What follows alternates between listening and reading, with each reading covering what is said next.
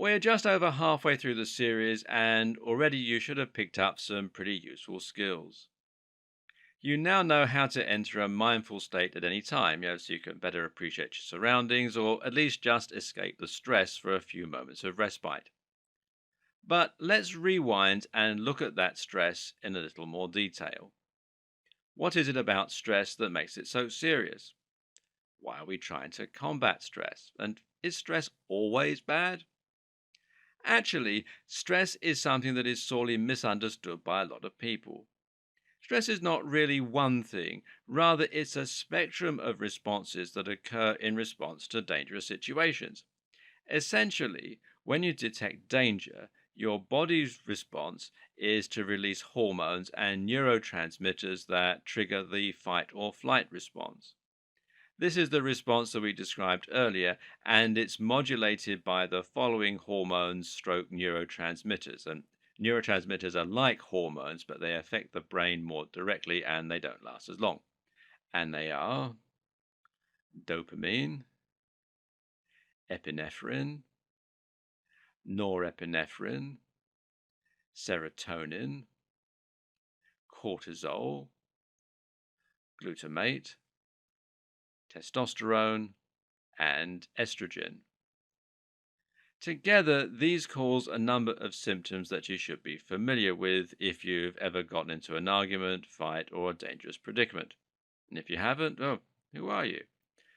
Now, these symptoms include a sense of dread, racing thoughts, shaking, muscle contraction, vasodilation, which is a widening of the veins, increased heart rate, pupil dilation, resistance to pain, suppression of the immune system and digestive system so that more blood and resources can be sent to the brain and muscles, increased sensitivity to sounds and light, tunnel vision, rapid breathing, sweating, and increased blood viscosity to encourage the blood to clot in case of an injury. In short, our body goes into a high performance mode by diverting energy and supplies away from maintenance tasks and less immediately urgent processes. Our strength, speed, and ability to fight or climb increase, and this makes us more powerful and better able to respond. This response evolved in the wild in order to help us protect ourselves in case of danger.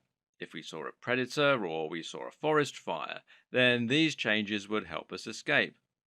Likewise, we will become better fighters when competing with members of our own species for resources. And sometimes in the modern world, this response can be exactly what we need. If a mugger pulls a knife on you, then this will give you the best chance of running away to live another day. But the problem comes when the threat isn't a physical threat and when it isn't an immediate threat. We simply live in a world that we didn't evolve for, and this means many of our systems are essentially outdated.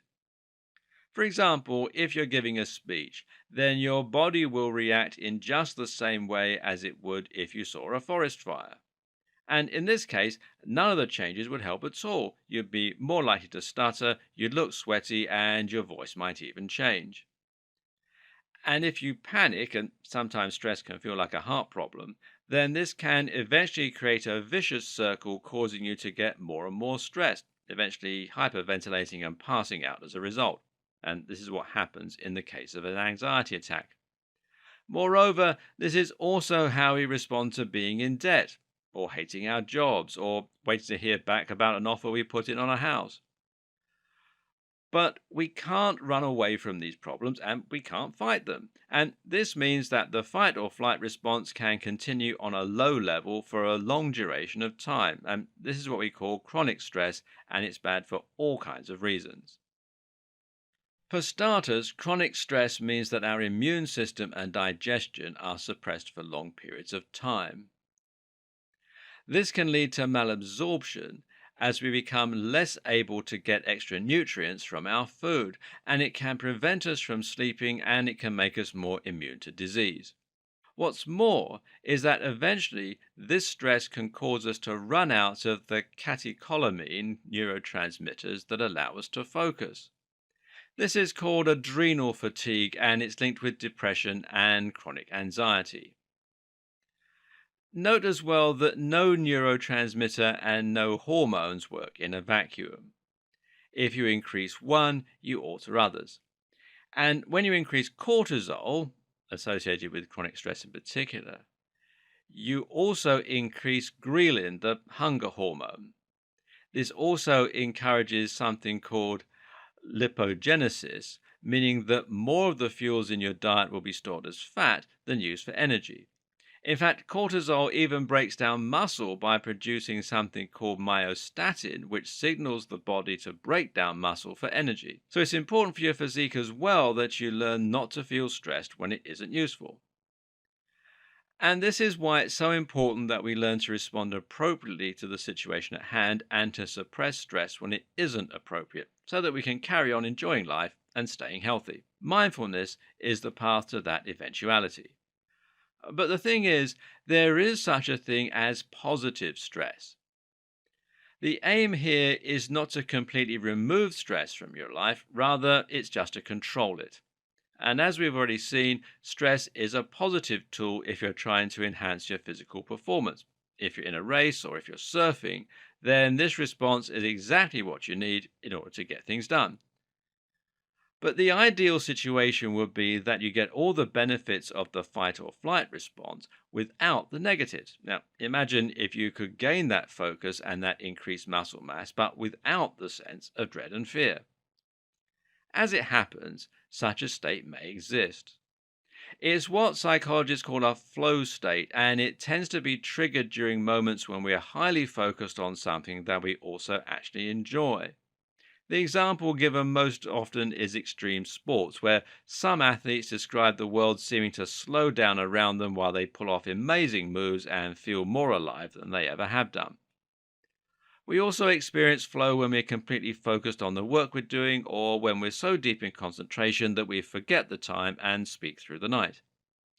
During this state, we produce similar neurotransmitters and hormones, but with the addition of another one called anandamide.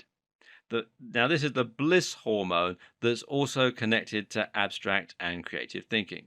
It's actually the same chemical that gives marijuana its effect, but what most people don't know is that it's also produced naturally by the brain. Again, this isn't just one state, but rather a spectrum. We can be slightly stressed and very stressed. We can be slightly alert or very alert. We can be alert and angry, or alert and happy, or alert and scared. It's useful to think of the brain in terms of states, but just be aware that there are countless states in between as well, and it's more likely that you're somewhere on the spectrum. Flow states help us to perform at our best and focus more, but they don't cause the same negative effects as a typical fight or flight. The difference? Well, enjoyment. So, if you can try and tap into the enjoyment of what you're doing and see it as a fun challenge rather than something terrible, then you're more likely to get into that flow.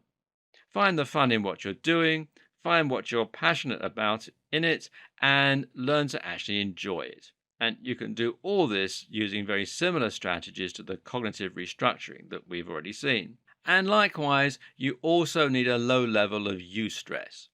Eustress is the equivalent of chronic stress, but it's once again a more positive form. Eustress is the kind of stress that motivates us to do things. For example, if you have an exam coming up and you don't experience any stress at all, then there's a good chance that you're not going to revise for it, and as such, you won't get very good grades. Having just the right amount of low level stress is what you need to make sure you start revising early and to do the best you can. Eustress doesn't have to mean negative motivation. It can also mean positive motivation. For instance, stressing that you might not achieve the things you really want to achieve. It's stress, but it's based around something positive.